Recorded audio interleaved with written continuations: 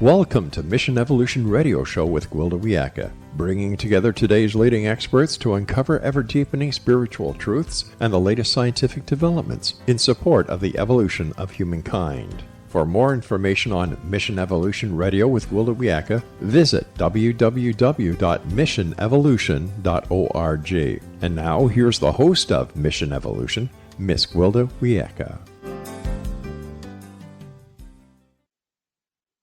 Welcome. I'm so glad you can join us. Whether you're new to the show or an old friend, if you're interested in personal empowerment, you've come to the right place. This is Mission Evolution, where we bring the latest knowledge from today's leading experts to support your evolutionary process. I'm your host, Gwilda Wiyaka. This hour, we'll visit with a neuroscientist and discuss bridging science and spirituality. If there are two systems that have traditionally been at odds, it's science and mysticism. Heretofore, never the twain shall meet. However, if we base our reality on what science has managed to prove to date, our perceptions are extremely limited. On the other hand, when ungrounded in fact, spirituality can become delusional. What would happen if the two were to be combined? Could they provide checks and balances for each other and help us reach deeper understanding of reality? With us this hour to delve into this intriguing topic is Mona Sobhani. Mona is a cognitive neuroscientist and the author of Proof of Spiritual Phenomena, a neuroscientist's discovery of the ineffable mysteries of the universe. A former research scientist at the University of Southern California, she holds a doctorate in neuroscience from the University of Southern California and completed a post-doctoral fellowship at Vanderbilt University with the MacArthur Foundation Law and Neuroscience Project. Her website, monasobhaniphd.com. Mona, thank you so much for coming on the show. Thank you so much for having me. So, Mona, tell me, I see you have a doctorate in neuroscience. How did you go from there to researching spirituality? Yeah, very obvious leap, right? I've been, or in my previous life, I guess, I've been very anti-spirituality and very anti-religion, and just really wasn't interested in learning about it or using it. And it wasn't until, I had somewhat of an existential crisis, I would say, beginning a few years ago. Hopefully it's soon to be over, but, to be seen. So I started having kind of an existential crisis, and I had a few experiences from my personal life that, and then a few just coincidental things that just kept coming up, and I was being presented with this spiritual framework over and over again. It's where I finally opened my mind a little bit and just got curious and kind of thought, well, I've never been interested in this before, but maybe there's something there, or it seems to be very valuable for a lot of people, so I might as well look into this a little bit. So someone or something was kind of knocking on your door? It definitely feels like that in hindsight. Yeah. So we're all on the same page. Would you mind defining spirituality as we're going to be addressing it here? Sure. So, that's a hard question for me still. I don't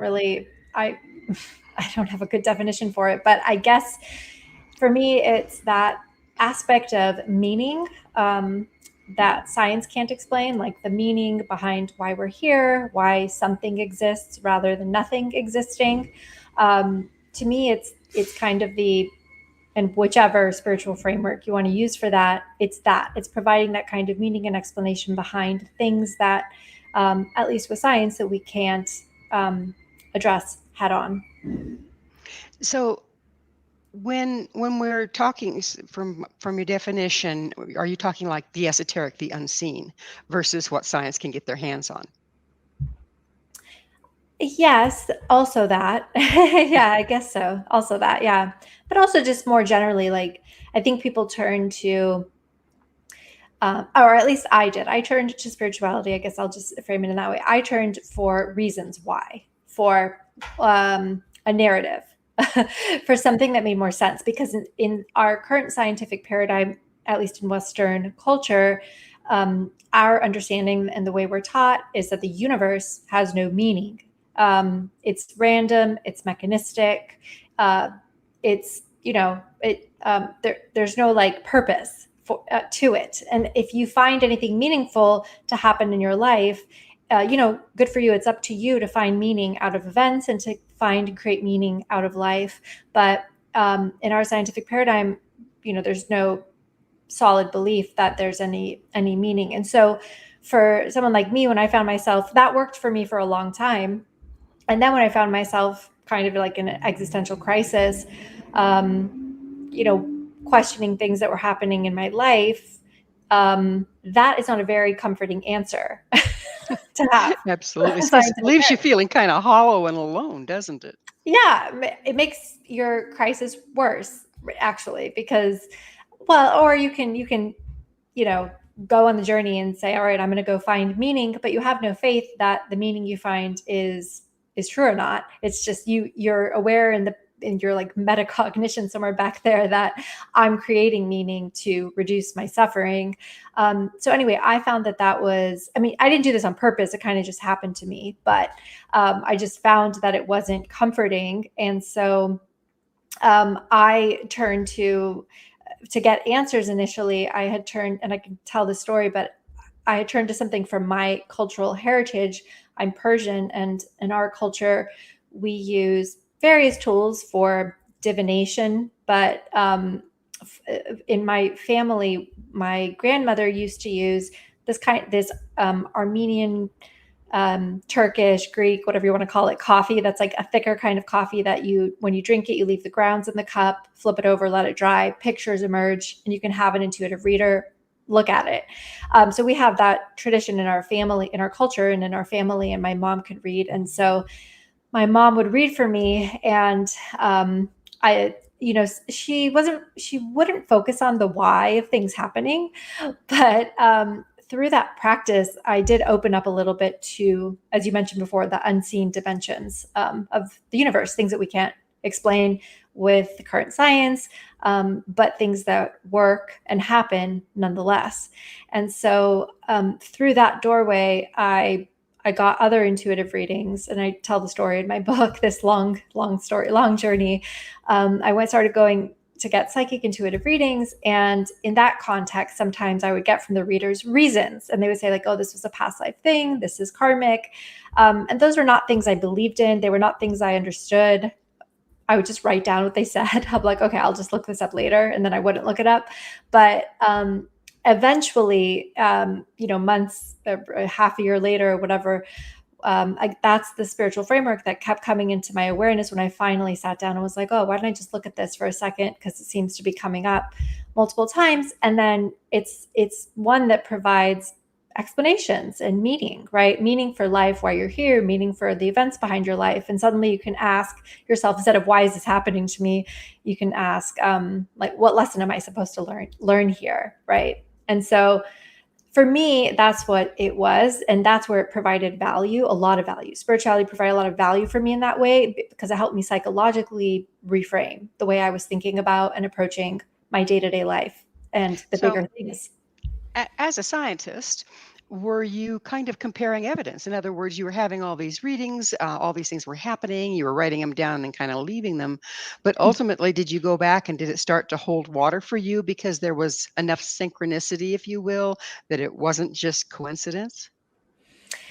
Yeah, absolutely. I mean, I, like anyone else in this culture, and maybe even more so because I was a scientist and I am a neuroscientist, which neuroscientists are even more skeptical than other scientists or than normal people, because we are taught and we learn how the brain misconstrues a lot of things and how it looks for coincidences, it finds them, it creates patterns where there are none, it creates meaning, and it tells stories. So we know that about the brain. And so, like everyone else, I was skeptical. And anytime I ever got a reading, I mean, even to this day, if I ever do, I'm always, like, what's vague. I'm still skeptical a little bit. And so even with my mom, it took a while, which is a best case scenario, to have someone in your life who is not trying to con you. It's a best case scenario to have someone like my mom who wasn't trying to impress me or anything. And like over the years, I was able to take notes and track and follow and observe. And it was only over 10 years, that I finally thought, okay, wow, well, there's something here. She's more right than she's wrong. And there were a few events in particular, that really solidified it for me. In a few years ago, I had she kept seeing something coming up that was going to be kind of bad news. And it was for like 5 weeks, every week she kept saying like, oh, I just think you should be prepared to get some bad news. And it turned out that one of my professors in my graduate program was killed by one of the students. And it was really unusual. It was really heavy. Obviously, it was terrible. But that whole event really shook me, and kind of like, because it was so emotional, I guess, really made me pay more attention, I would say, to the coffee, or kind of question it, or kind of wonder about the universe, or wonder about the nature of time, and information. Like this information was out there before the event, and how could a person like my mom perceive She get it. Well, we're going to have to take a station break, and I'm really excited to get on the other side of the break and go deeper into this very shortly. So please don't go away. This is Mission Evolution, www.missionevolution.org. Hello again. This is Mission Evolution, missionevolution.org. We're dedicated to unification and evolution of consciousness. With us this hour, discussing where science and spirituality meet, is Mona Sobhani. Her website, monasobhaniphd.com. Mona, we were getting into the circumstances that led you to start questioning further than science would take you. And you had mentioned how being a neuroscientist really makes you even more skeptical, because you learn about how the brain can fool us. If indeed that's the case, isn't science kind of defunct too? Because we have to use our brain to interpret what we're getting scientifically. Yeah, that is the limitation of consciousness, I guess. But that's why that's why science focuses on objective measures. So your personal perception is considered subjective, and in science, there's more emphasis placed on objective things, objective measurements. And the subjective is kind of dismissed. It's mostly focused on in neuroscience and psychology, but even then it's viewed, it's hard to measure subjective experience, because again, it's like, how do I know what your experience really is like? And we use questionnaires, to try to get at these answers, but it's obviously, if you look at a questionnaire and then compare it to your personal conscious experience every day, does it capture your experience? Like, not really, right? It just captures certain aspects of it. So that is why science does view our subjective perceptions as limiting. And so we focus on objective measures. You're right. The objective measures are still coming through our subjective perceptions, but exactly. We're still looking at them through our own filters. So how objective are they? Yeah, well, that's why it's important to replicate studies. It's important to document everything that's done so it can be repeated. That's why it's important to use multiple different ways to measure certain things. So yeah, there's a lot of ways we try to control for that. But yeah, philosophically, I guess there's no way around it, because consciousness is all we have. Exactly. Here we are. We create our reality through it. And then we study our reality that we've created. It's very odd, isn't it? Yeah. So when you started researching spirituality, did you apply the same principles that you'd learned as a scientist to the data you were collecting? Yeah, absolutely.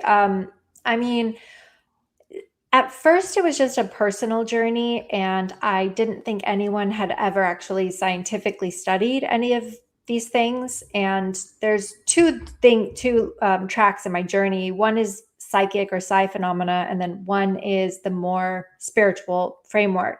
And so I started, as I mentioned, with divination, so sort of more psychic phenomena. And as I mentioned, I started going to intuitives and psychics with my friends to get readings to kind of see if it was real or not, because we didn't think anyone had ever studied it. And so in our kind of pseudo fun way, just for ourselves, we did the best we could of like, we would get readings from the same person at the same time or over a different time, or go to different readers. And over months we would swap readings and see if they apply to each other. Now, obviously that would never stand the critique of like a real scientific journal or anything, but it wasn't meant to, it was just for us. And then later in my journey, I came to learn that there had actually been a lot of actual scientific research done on psychic phenomena. It was funded by the US government as well as other governments. It had been done in hundreds of labs all across the world, all different countries, with hundreds of thousands of participants, using methodologies that we use in psychology and neuroscience that I'm familiar with. And the statistics were out of this world, solid. So when I came across that, I thought, oh, okay, someone's already done this work. Cool. So just like any other thing I would have been interested in science, I went to find the papers, read it, assess the scientific designs, look at the statistics. So yeah, I did all that for the psychic phenomena. And then for the spiritual phenomena, obviously that one's a little harder. I think I thought nobody had studied anything on it at all, but I did come to learn that there's, research had been done at the University of Virginia on children who remembered past lives. So looking at reincarnation in that way. I know this is not the most scientifically rigorous, but there's been a lot of past life regression therapy. And those therapists have written, from the 50s to the current day, have written up their experiences with their patients and, the commonalities they find reported from all of their patients. And that was actually what I found interesting initially. I read Many Lives, Many Masters by Brian Weiss, and I thought, oh my gosh, this guy is well credentialed. This story is insane. He's like, curing his patient with this alleged past life memory that's surfacing during a hypnosis. And then on top of it, he has these like spirits coming through her, giving him this spiritual framework of like schools. Earth is a school. We're here to learn lessons. And that, got my attention because, as I said, I had heard that spiritual framework before from the intuitives. And so I paid attention to it and dug into the literature. And, in science, we look for multiple different sources of information, under different circumstances. Because I remember initially thinking, oh, maybe it just worked for some reason for Brian Weiss. But then I found there were so many other therapists and they had all reported very similar things. And it's harder now to look at it because now I feel like it's more well-known, past life regression. Like people who go in probably already heard of it and believe in it. But in the earlier days, when you look like some of the first people in the field, when it wasn't well known or anything, a lot of them stumbled on it in their practice, right? Like they didn't even know what it was. They didn't even know what was happening. They reported very similar things to each other across thousands of patients. And that's pretty weird to me. Pretty weird. So you said something that tickled my fancy. You were talking about all the different psychic readings you had. And one of the things that we are struggling with in our modern day society is it's not regulated. And so anybody that thinks they have a gift that's not trained necessarily on how to use the gift can hang their shingle. Did you find that all practitioners are not created the same, that some seemed very accurate and others did not? Yeah, for sure. There was a range, a very wide range. And the thing that complicates that is that my friends and I also found, again, this is just me and my friends, so this is not a study, but my friends and I anecdotally found that some of the readers connected better to some of us.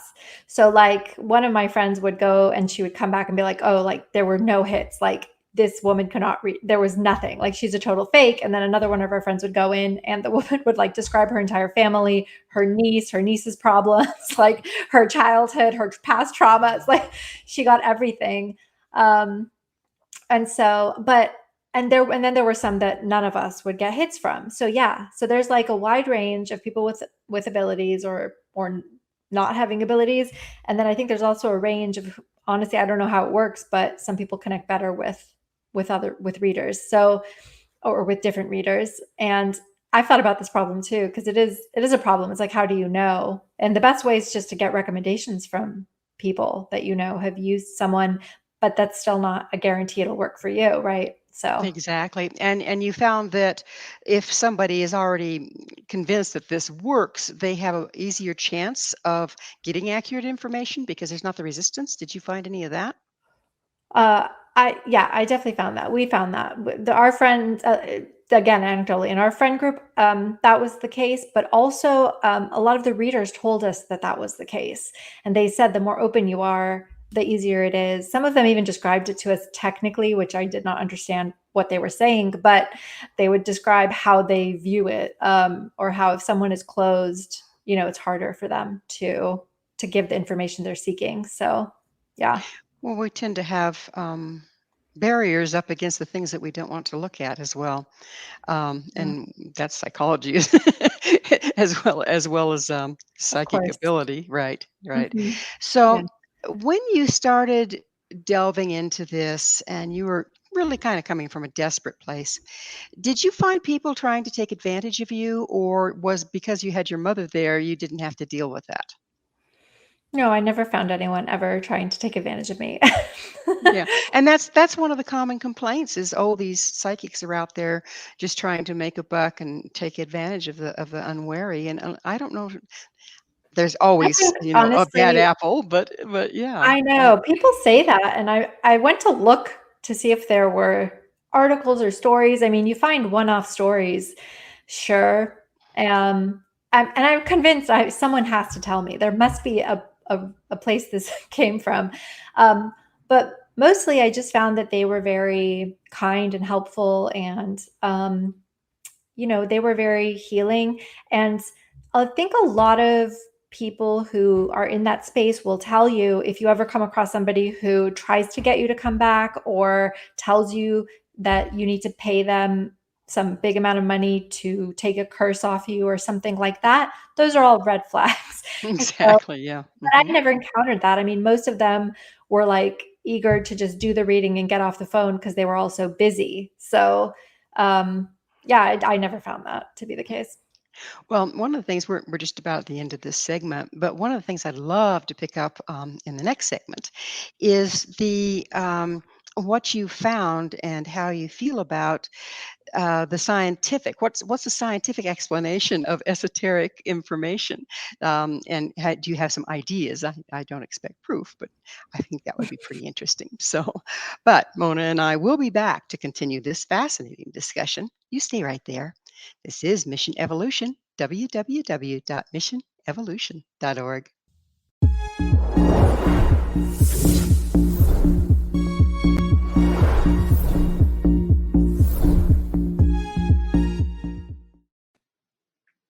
Hi, this is Mission Evolution, missionevolution.org. We're bringing you the latest information to assist your evolutionary process.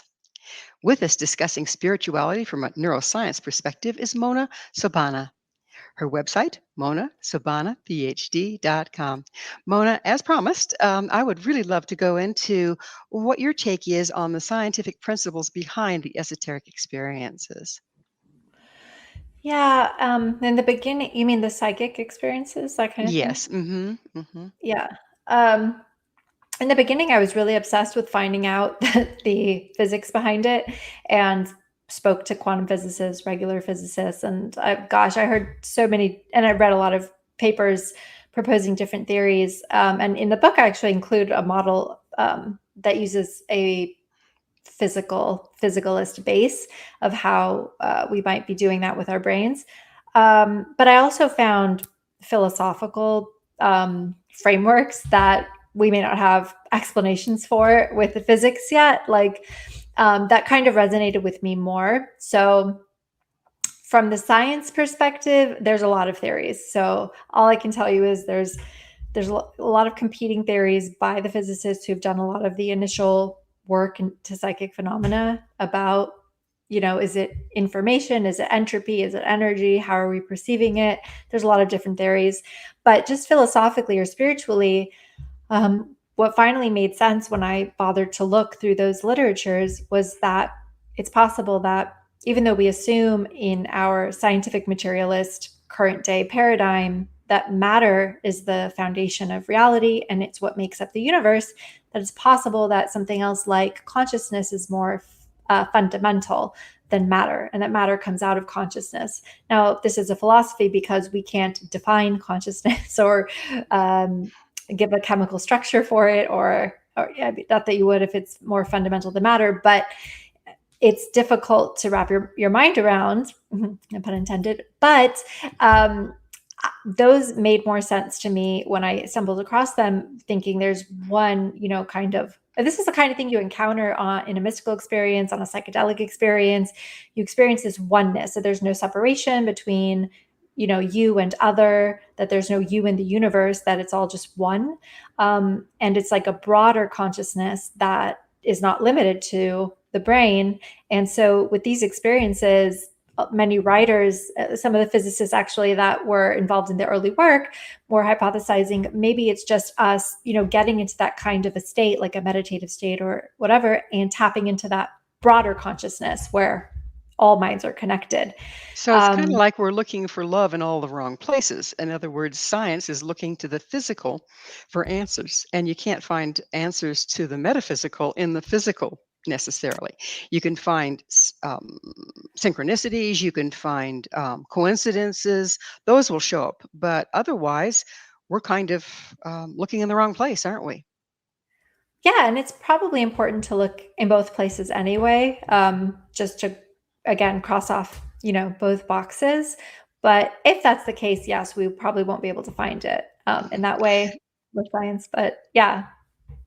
So when we're working in the dream state, I mean, since the dawning of time, shamanic cultures, which have been all the cultures that were around, worked with dream state to access this non-physical reality and find answers there, to find what's about to move into the world, like your mother did for you. So what do dreams, as far as neuroscience, how are those explained, and how are those viewed? In normal neuroscience, I'm not actually a dream. I'm not sure. I think that the common view, like the latest thing I heard, was that it's your brain cleaning out old memories or things that you don't need. But honestly, we don't understand dreaming that well. We don't understand consciousness that well, to be frank, or sleep, or dreaming. So some of the really fundamental things about human behavior and some of these really fundamental cycles, we don't have we can describe them, and like people, neuroscientists can describe at what phase of sleep you dream, which is rapid eye movement, and what your brain waves state is in at that time, so we can describe it. But as to why it happens or how it happens, or there's no explanations for that, really. It's pretty fascinating, isn't it? How much we don't know. There's a lot we don't know. Yeah, exactly. Good, because again, these practitioners could at will change their brainwaves. This has been measured. But the Right. neuroscientists haven't really gotten into that part beyond identifying where what happens. hmm Yeah. Mm. So and again, because there's more emphasis on the objective measures. So your brain wave that we can measure with a machine is an objective measure. And then your subjective, whatever you're telling us, it's almost like it doesn't matter. It's a dream, oh, it's a dream. That's a subjective experience. Like, whatever. So just the fact that you're dreaming is the important part. And there may be some people doing this kind of work. I'm just not super familiar with it, but yeah, It is definitely becoming more mainstream. People are getting pretty, like you, pretty fascinated with what don't we know here and what are we ignoring, because it doesn't fit with our paradigm. And how much more power can we have as individuals if we start to harness these abilities that have been ignored? yeah, and more so than neuroscience, which has been very focused on the mechanisms of the brain. I would say psychiatry and psychology, they've been much more, that whole field has been much more connected to things like dreaming and altered states and what they could mean for the person or how they can be leveraged. So I feel like those things have been a little more thought out and thought about in those fields. in those fields. So, what's your vision? What is it going to look like? How can we do it to blend the scientific approach with the more esoteric or spiritual approach to life? How can they serve each other? Yeah, well, I think that to start, and I write about this in the book, but I think to start is that when you're being trained in science or anything, when you're being trained anywhere in our Western culture, you are it's your worldview to understand that the reality is made of matter, that it's physical, and I think that you grow up in that way is so strongly. Most of us, anyway, grow up with that worldview, and so you really it's so hard to imagine it being any other kind of way. And you grow up in a culture that really dismisses these unexplained phenomena, these kind of more esoteric things. And when that happens and you have your worldview, you think that makes sense because my worldview says, X, Y, and Z. But so I think the first step is to, we're too specialized in everything, but in science, definitely we're too specialized. And that also includes worldviews, or like understanding that materialism or physicalism is not the only model. It's not the only possible model. Yes, we have to assume it's true for our experiments, but maybe a subset of scientists could not assume that that's true and explore other theories that include and explain some of the data that's being ignored by the other model. So like the materialist model has to ignore that unexplained stuff because it just can't explain it yet. So maybe we could look at other models that include that data. And that's what, for me initially kind of ultra piqued my interest when I got past my own existential crisis. I was like, this is, like there's some good science here. And if this is true, then our model of reality and the way we do science is not accurate. It's not complete. And so we should probably adjust for that if we intend on moving the needle forward, for progress. Well, So isn't this adding more information to the pot is what scientists like to do? Um, what's it going to take to get them to consider psychic information as information to add to the pot? I mean, we can leave the jury out, but eventually one's going to hold water and the other one isn't. If this keeps proving itself again and again and again and again, it would take another look. But we have to first be willing to explore it enough to find proof. Yes. yeah, I think that that's an interesting question. Honestly, the like academic answer I want to give is that the motivation has to be there, or the what's it called? The rewards have to be there. So right now, the whole system is set up to reward scientists who do incremental experiments, incremental progress, because that's how you get grants from the government. You're rewarded to stay within the system. There's basically almost no funding for unexplained phenomena, paranormal stuff, very little. So just logistically, if you're just a human scientist, you're like, why would I bother with that? I'm going to be ostracized. I'm not going to be included in things in my field. There's going to be no funding. So you have to have a real passion for it and most likely personal experience of some kind.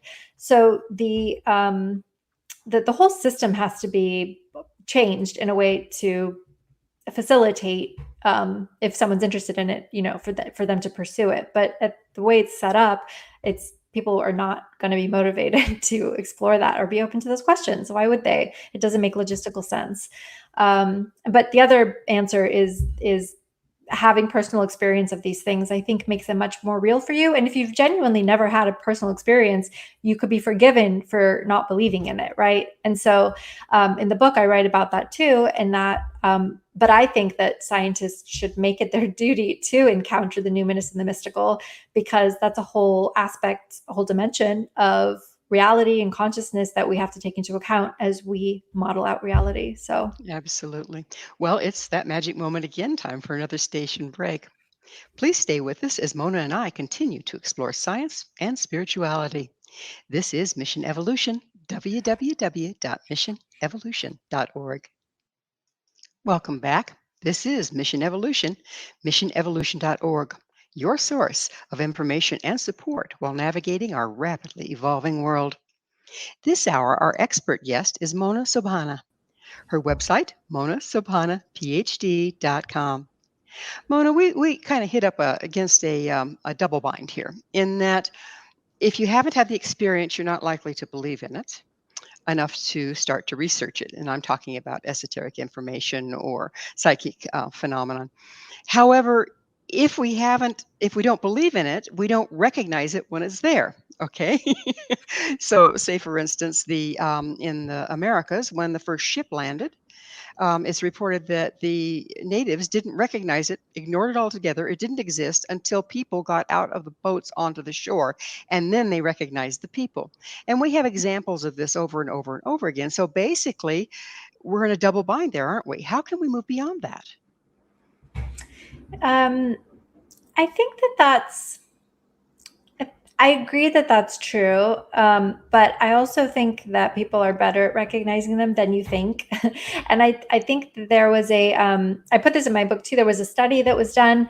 There were two actually studies, and I thought this was interesting. So the Academy of Sciences had done a survey amongst its members, which are, scientists, and kind of asked them, and this is kind of an older survey. I don't know if they've done a newer one, but ask them, do you believe in ESP or extrasensory perception, psychic phenomena? And I think like 4% of them said yes. And then, do you think it should be studied? 10% of them said yes. But then more recently, there was a survey done of engineers and scientists anonymously and asked them if they had had exceptional human experiences, and defined it as, just knowing something about someone, feeling someone else's emotions, having a dream that came true, seeing an apparition, those kinds of things, which would be defined as psychic phenomena or extrasensory perception, whatever you want to call it. 96% of them said yes to at least one of those. So I think that part of it is, I think that, as I write in the book, these are typical human experiences. We've just labeled them as exceptional and made it unacceptable to talk about them. But I think that most humans encounter them. In our modern day culture, you may be more likely to miss it or brush it off or explain it away. But if more people talked about it, that would happen less. And I think that also there's things that you can do to go and counter it, like have a meditation practice, try breath work, where it's legal, try psychedelics, or even get a reading of some kind, right? And purposely engage in an easy way with somebody who allegedly is in touch with the numinous mystical dimension. So on that note, how have your colleagues received your book? Yeah, I mean, when I interviewed a lot of my scientist colleagues for the book or for the project, just for myself, I was interested to know, do they believe in spirituality? Do they believe in the paranormal, whatever you want to call it, unexplained things? And all of them were really open-minded. And, of course, our conversations were had in private. So I don't know if we went public, how open they would be. And all of them, as I was just talking about, all of them had a story. Like everyone had a story about something from their life, whether it was personal or someone in their life who regularly sees things that come true.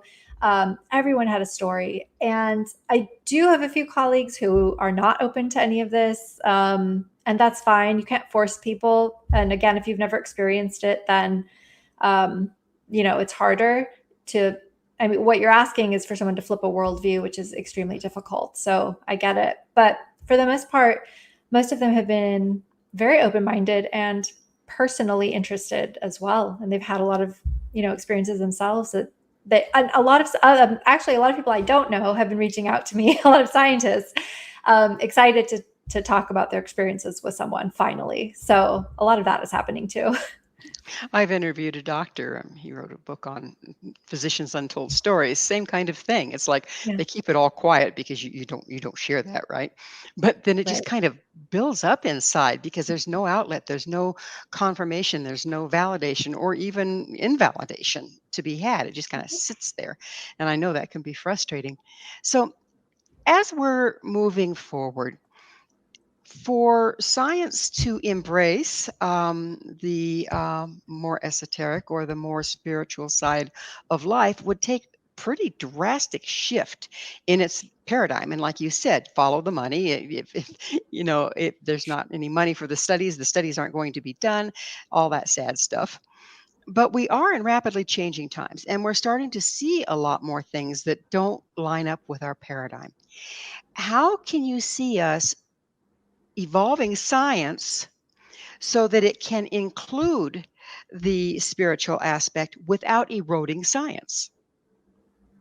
Yeah, I think that one thing that's promising right now is the psychedelic renaissance that's happening because psychedelics and other altered states of consciousness like hypnosis or breath work or meditation. So those states actually are intersection points for the transpersonal or paranormal, the spiritual, and personal healing. And what's happening with the psychedelic renaissance is, as I mentioned, when you go into these states and you have some sort of mystical spiritual experience, a lot of times you come out describing it as, I encountered the divine. It was sacred. There's no words to explain it. I was the universe and the universe was love. They come out with these descriptions, and if for scientists and neuroscientists in particularly, it really brings the question of consciousness to the forefront. And I think there's been a lot of a few new psychedelic research centers that include their centers for consciousness research opening up, at least in the US and Europe as well. So I do think that there's some hope there of kind of the doorway of, like very traditional science, but because even studying consciousness was considered unacceptable and weird a few decades ago. Exactly. And meditation was weird. Yeah. So do you have some ideas as to how this researching the psychedelic phenomenon can be managed in such a way that it's responsible and does no harm? I mean, because that's a sticky widget. How do you work with that? Psychedelics? Well, first of all, they're not addictive substances. Very few people, if any, have died on psychedelics. Very small percentages, despite the misinformation campaign launched by the U.S. government in the 1970s. Very few people have had extreme negative long-term consequences from psychedelics. But they are being studied in the context right now in the U.S. of medical care. And so these substances have been extremely therapeutic. And that's kind of the angle that a lot of these centers are taking. The FDA, the results have been so promising, the FDA has fast-tracked psilocybin mushrooms or just psilocybin and MDMA for PTSD and depression. Amazing. So they're amazing. Yeah, they're extremely healing, and hope they're kind of setting it under the banner of medical breakthrough. Nice. So it's about that time in the show, Mona, when I have to ask you, what is your mission? My mission? Your mission? My new personal mantra is stay radically curious. And that's really been the thing I've learned on this journey, is to just stay open-minded, because I was very closed-minded before. And, I thought I had the world figured out. I had my worldview. It was set in stone. And I think of it as an Excel sheet that I had locked with no updates. And now I've opened that, and I never want to close it again. And I just want to stay curious. And if I can inspire, I've done a total 180 flip. So I wrote the book kind of for old me, and for anyone who finds himself in that difficult place of, I want to believe something that my culture and my worldview don't support. How can I do that? And just letting them know it's hard, but it's worth it. So what is your vision for the future of science if we do manage to embrace spirituality as another thing to study, as another thing to be checks and balances? What's your vision for that? Yeah. And I mean, I think that I don't mean to criticize science so much, it's great. We all know it's great. It's great for technological and biomedical advancements. And each of us use it every single day, I just think it would expand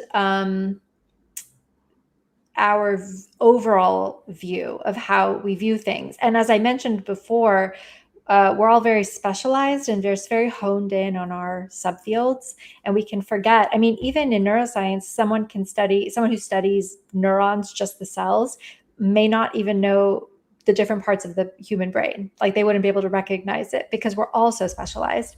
So I do think that this kind of topic helps us zoom out. And there's a lot of things that we can't explain. And I guess for me, the most interesting thing was if you include this dimension and you look at this data that we're excluding, does it help answer some of the questions that we can't answer right now, like some of the mysteries that we have? Absolutely beautiful. Well, unfortunately, and time has flown, but we are now out of it. Mona, thank you so much for coming on the show and sharing this interesting information.